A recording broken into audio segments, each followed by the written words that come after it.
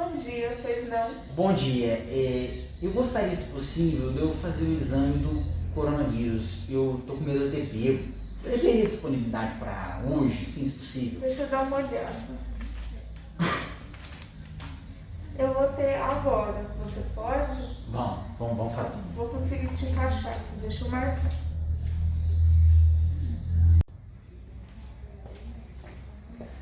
Moça, eu fiz lá o exame agora e como que eu fico sabendo o resultado? Aqui, ó. Aqui estão suas informações. Daqui 2 horas você pode ver o resultado no seu celular. Muito obrigado, viu? De nada.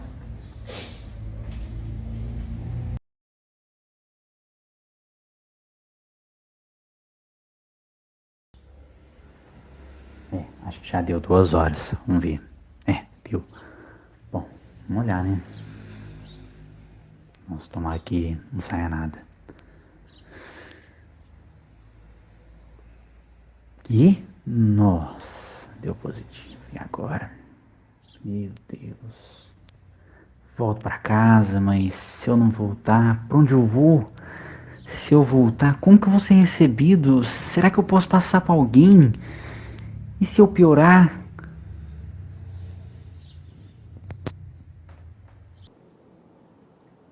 Bom dia, meus amigos!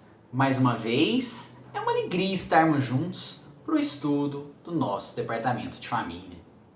Nessa encenação que acabamos de assistir, que pode acontecer comigo, com você, com um parente nosso, enfim, com todo mundo, o que essa pessoa mais está precisando nesse momento?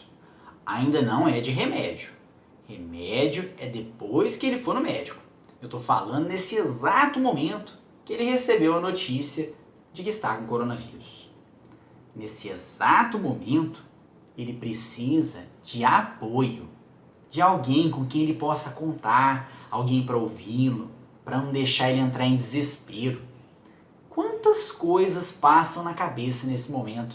Pergunte para algum conhecido seu que teve coronavírus. Vocês ouviram ali pensando se ele tinha chance de passar isso para alguém, se ele devia ou não voltar para casa, mas ele não tem outro lugar para ir, se ele pode piorar, ficar no estado mais grave. E sabe por que disso? Porque estar encarnado é experimentar a suprema fragilidade. Se está na Terra, é isso mesmo. Nesses momentos, a gente percebe como somos extremamente frágeis, como esse copo de cristal, belo, mas muito frágil. E tomar consciência dessa fragilidade, se a nossa fé ainda não é do tamanho do grão de mostarda, que a minha ainda não é, não sei a sua, é desespero, hein? Pelo menos no primeiro momento. Mas eu trago uma boa notícia. Estar encarnado é sim experimentar suprema fragilidade, mas é também a oportunidade de se sentir acolhido, sentir que pode contar com os companheiros de estrada. E como é bom sentir que pode contar com alguém, né? E aqui eu não tô falando alguém para te aconselhar, não. Muitas vezes, alguém só para segurar a sua mão, alguém para te ofertar apenas a sua presença. Eu me recordo aqui quando fui fazer uma cirurgia. E eu tenho muita coragem para esses procedimentos médicos. Chegou o enfermeiro, aí você fica nu, coloca uma camisolinha aberta atrás, é muito constrangedor. Um hospital frio, por que todo hospital é frio, meu Deus, doutor? E eu entrei para aquela sala para guardar a anestesia. Sozinho lá, não podia, sozinho. E comecei a sentir frio. E aí, como eu já estava tremendo de medo mesmo, aproveitei o frio e tremi de frio e de medo. Entrou um anestesista, uma cara fechada.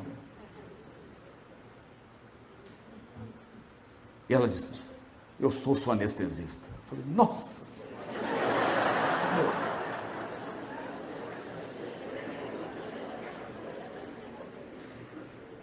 E ela olhou e falou assim: você está com medo da anestesia? falei, não, senhora, estou com frio. E me pôs na maca, saiu carregando para a sala cirúrgica, não falou uma palavra comigo.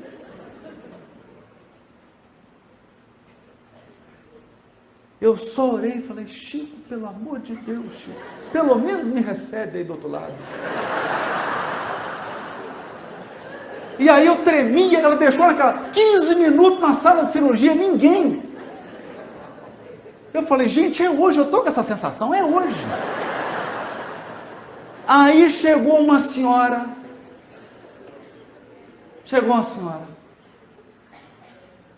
ela pegou no meu pé, disse, meu filho, você está gelado. Eu falei, e com medo.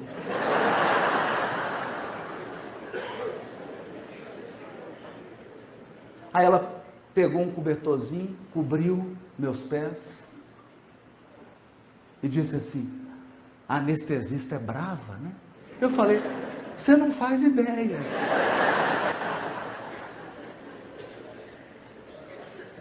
Aí ela pegou na minha mão e disse assim, eu vou ficar o tempo todo do seu lado. Fica tranquilo. Aí eu fiquei em paz. Fiquei em paz. Mas talvez você ainda não entendeu o poder da presença. Vamos deixar o Chico nos exemplificar. Presença é uma mãe que chegou para Chico Xavier. Chico atendia a mães que haviam perdido seus filhos fazia mais de 15 anos.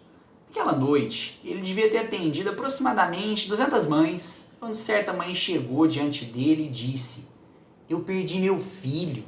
Começou a chorar. Chico a abraçou e começou a chorar também. E ficou todo mundo se perguntando, mas não é possível, será que o Chico não vai fazer uma palestra sobre as causas das aflições? Chico e a mãe ficaram ali abraçados e chorando cerca de 15 minutos. Logo ela se acalmou, enxugou as lágrimas, o Chico também. Ela virou-se para o Chico e disse, eu nunca me senti tão consolada em toda a minha vida, porque é presença. A presença dos corações que nos amam no momento do sofrimento é tudo de que precisamos para nos sentirmos amparados e consolados. Isso é presença. Presença é consolo, ainda que não tenhamos palavras para o momento. Allan Kardec nos diz assim, coloco em primeira linha o consolo que é preciso oferecer aos que sofrem, erguer a coragem dos caídos, arrancar um homem de suas paixões, do desespero, do suicídio, detê-lo talvez no limiar do crime. Não vale mais isto do que os lambris dourados? Guardo milhares de cartas que para mim mais valem do que todas as honrarias da terra e que olho como verdadeiros títulos de nobreza. Muitas vezes, ser o verdadeiro espírita que almejamos alcançar é tão simplesmente a doação do nosso tempo dentro do lar. O essencial é simples. Daniel, mas ninguém é insubstituível. Você nunca ouviu isso? Que os desígnios de Deus não repousam na cabeça de um só homem? De fato. Mas às vezes, naquele momento que o seu familiar mais precisa, você é a única pessoa que tem acesso a ele. Você é a única pessoa com a qual ele teria coragem de se abrir, de expor seus sentimentos, a sua dor. É certo que Deus criaria outros meios para auxiliar o seu familiar, porque ninguém está desamparado. Mas até que essa situação surgisse, ele sofreria desnecessariamente. Porque você está ali, no lugar exato, no momento exato, para prestar o socorro da sua presença. Você não é seu pai, não é sua mãe, não é o palestrante do centro, é você mesmo. Mas vamos voltar à nossa encenação, Daniel. Você estava falando de um diagnóstico de Covid-19. Eu posso dar minha presença, mas vou te dizer, se um familiar meu contrair essa doença, ele merece tratamento hospitalar de nível hospital sírio-libanês. Se eu tivesse condição, você não tenha dúvida, com certeza é o que eu faria com que ele tivesse. Sem dúvida, Daniel. Pois bem, eu tenho algo para te contar. E se eu te falar que parte do que lá é oferecido já está à sua disposição para oferecer para o familiar? Quando a gente consulta o site oficial do hospital, há um informativo dizendo que a presença da família é fomentada pelo hospital durante e após a estadia, nas diversas doenças e casos que ali são tratados. No caso do coronavírus, observando-se as cautelas próprias de uma doença contagiosa, é claro, esse entendimento também se aplica. Hoje, é praticamente impossível pensar em prevenção de doenças e no tratamento dos doentes sem levar em conta seus pais, irmãos, avós, filhos e tios. O envolvimento da família vai desde prestar apoio e carinho no momento difícil, passando pela educação sobre higiene e alimentação saudável, até ajudar a tomar medicamentos, comenta o médico. As observações do Dr. José Mauro vão de encontro a uma pesquisa qualitativa feita em 2012 pela Escola de Enfermagem de Ribeirão Preto, da Universidade de São Paulo, a USP. De acordo com as 14 participantes dessa pesquisa, todas as mulheres submetidas à cirurgia de reconstrução da mamária após câncer de mama, seus familiares foram essenciais para enfrentar as inseguranças envolvendo essa doença, nos cuidados pós-cirúrgicos e no aumento da autoestima. O Hospital Sírio-Libanês também valoriza a participação da família após a alta médica. Presença. Nível de tratamento de Hospital Sírio-Libanês, de graça. Nós não precisamos adentrar aqui quais são as cautelas de higiene quanto à pessoa infectada. Isso você está cansado de saber. É óbvio, se você não mora na mesma casa que a pessoa que está em isolamento, você não tem motivo algum para entrar na casa da pessoa, em respeito a você e a todos os demais que terão contato com você. Mas isso não te impede de se fazer presente. Como? Use sua criatividade. Olha só que oportunidade de tornar útil o nosso WhatsApp. Manda uma mensagem para essa pessoa, pergunta como é que ela está, se ela está precisando de algo e mostre interesse. Faça soar que você realmente se interessa em saber e em ajudar. Você não está perguntando só para educação. Você é boa de cozinha? Faça uma janta para sua casa e já separa um prato para levar para o familiar que está em isolamento. Leva de surpresa. Deixa na garagem dele e vai embora. Você não sabe o quanto ele vai se sentir cuidado. O quanto isso vai marcá-lo posteriormente. Eu ouso te falar que um ato desses tem muito mais força na mente da pessoa do que qualquer palavra que você dissesse. Mas talvez você ache que eu estou apenas teorizando. Tudo bem. Eis que quando foi a minha vez de passar pelo isolamento, meses atrás, eu tive alguém que me fez essa surpresa. Separou um prato para mim. Deu a sua presença do jeito dela. Um mês depois, influenciado por esse ato da pessoa, eu tive a feliz oportunidade de fazer o mesmo com outra pessoa que estava em isolamento. Só que, na verdade, eu levei o marmitex de surpresa, porque eu não sei cozinhar. Mas a pessoa se sentiu muito acolhida, cuidada, era perceptível nos olhos dela. E aí, mexeu ou não mexeu comigo o ato da outra pessoa? Sem esse ato, será que eu teria olhos de ver a necessidade de acolhimento do outro? Talvez não. Às vezes, eu teria feito uma ligação por educação. Ocorreu, então, um despertar. Tudo por um ato de presença daquela primeira pessoa. Bem que eu já li num livro por aí, digamos assim, que talvez a gente não conhece direito, sabe? Que Deus criou todos iguais para a dor. Justamente para a gente saber como o outro se sente. E na hora que a gente está no lugar do outro, para a gente saber como a gente gostaria de ser tratado nessa hora. E assim depois, ter a perspicácia de enxergar esse infortúnio oculto e fazer igual. Recentemente eu passei pelo desafio do Covid. Tive a oportunidade de fazer a minha quarentena junto com meu marido, que foi fundamental para a minha recuperação. me vi muito ansiosa, com muito medo e consequentemente, falta de ar, ataque cardíaco. Muitas vezes eu acordava ele à noite e falava, ai, conversa comigo, por favor, porque eu não tô me sentindo bem. E aí ele me escutava, a gente começava a conversar, falava do futuro, outras coisas. E quando eu via, eu já estava bem melhor, já estava mais tranquila, conseguia respirar em calma. E então, por isso eu falo que é muito importante o apoio da família. Estarmos perto mesmo estando longe. Faça uma ligação para um parente seu, manda uma mensagem no WhatsApp, uma ligação por vídeo. Às vezes ele está precisando de uma conversa aleatória, falar coisas do dia a dia, para passar esse medo, para passar a ansiedade e até mesmo para passar o tempo, porque ficar em casa às vezes parece que o tempo para. Hoje eu me compadeço da dor de quem está passando pelo Covid, porque é uma doença que não ataca só o físico, mas principalmente o psicológico. E se o nosso psicológico não está bem, é muito difícil a nossa recuperação. Então é muito importante o apoio da nossa família.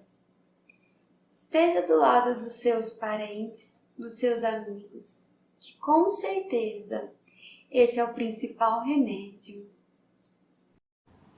Que assunto importante esse que está sendo tratado no Departamento de Família. Que momento mais adequado para se tratar desses assuntos. Da forma como nós estamos vendo aí, a participação do Daniel, nos trazendo aí o exemplo do Haroldo Dutra, que ele próprio vivenciou, o exemplo lá do Chico Xavier, o próprio exemplo do Daniel, que ele viveu, dessa companheira que veio trazer também a sua experiência própria, nos falando a respeito da importância da presença da família na hora dos momentos difíceis. E como é importante isso. Vimos aí ainda a contribuição científica, nos comprovando que é de suma importância a presença da família nos momentos difíceis para que a gente consiga força de superação. Mas como o Haroldo disse, e o Daniel também disse, nós somos muito mais frágeis do que imaginamos. Nós somos como aquela taça de cristal que foi colocada ali. A gente é forte na hora que estamos seguros, estamos com saúde, estamos com recursos para a nossa vida, né? Então todo mundo é forte. Mas a gente vai saber da nossa fraqueza ou não na hora dos momentos difíceis. E que beleza quando o Daniel buscou ali no Evangelho, aquela palavra, né, do Evangelho, que diz ali que Deus nos criou iguais para a dor, para que todos entendêssemos o sofrimento daqueles que estão passando por momentos difíceis, né? Bom, todos nós somos ainda meio que São Tomé, né? Precisamos de ver para crer. Então, como é possível a presença de alguém, um estímulo, uma palavra, uma presença, pode significar, assim, remédio para a nossa vida? Como isso é possível? E então nós vamos buscar termos de comparação para que a gente entenda como que se dá esse processo. Quando a gente estuda física, a gente vê falar de uma tal de DDP, ou diferença de potencial. Ou seja, tem elementos que têm mais potencial e tem elementos que têm menos potencial. Se a gente pegar, por exemplo, 2 copos de água, um cheio e um quase vazio. Então, o cheio está com diferença de potencial em relação ao outro copo com água. É da lei da lei da natureza, que os elementos naturalmente busquem o equilíbrio. Daí, Jesus já nos ensinava, que é da lei também, que o mais forte deve ajudar o mais fraco. Daí, se a gente pegar entre esses dois copos, um com mais água, outro com menos água, se a gente colocar ali uma canalização, o que vai acontecer? Né? Aquele que tem mais potencial vai fornecer aquele que tem menos potencial. Disso vai resultar que os dois se equilibrarão potencialmente e acaba DDP, a diferença de potencial. E assim, nós nos equilibramos. É exatamente assim que acontece com a presença das pessoas em nossas vidas também. Todos nós temos o nosso campo vibratório, que são energias potenciais, que com a aproximação, com a boa vontade, com o amor que nós envolvemos um ao outro, isso é muito mais do que remédio que os homens produzem, porque isso é amor. E isso cura enfermidades, acalma as aflições e renovam as nossas esperanças. Então, que valorizemos esse ensinamento e que não deixemos de dar a nossa presença diante da dor alheia e particularmente quando se trata de nossos familiares. Que é a nossa obrigação estar presente na vida deles para que eles sintam-se mais seguros e sintam-se também fortalecidos para as lutas em que estão colocados. O Departamento de Família desse mês é uma homenagem a todos vocês que cuidaram, nesses momentos do coronavírus, de seus familiares, dos companheiros da Casa Espírita, que são a nossa família pelos laços do Espírito. E também é um convite para aqueles que ainda não tiveram essa oportunidade de a gente buscar ter olhos de ver, de modo que se essa chance surgir na nossa frente, que a gente não perca a oportunidade de dar a nossa presença, de ofertar o nosso acolhimento. Isso pode fazer toda a diferença no tratamento da doença e na vida da pessoa a longo prazo. Até breve.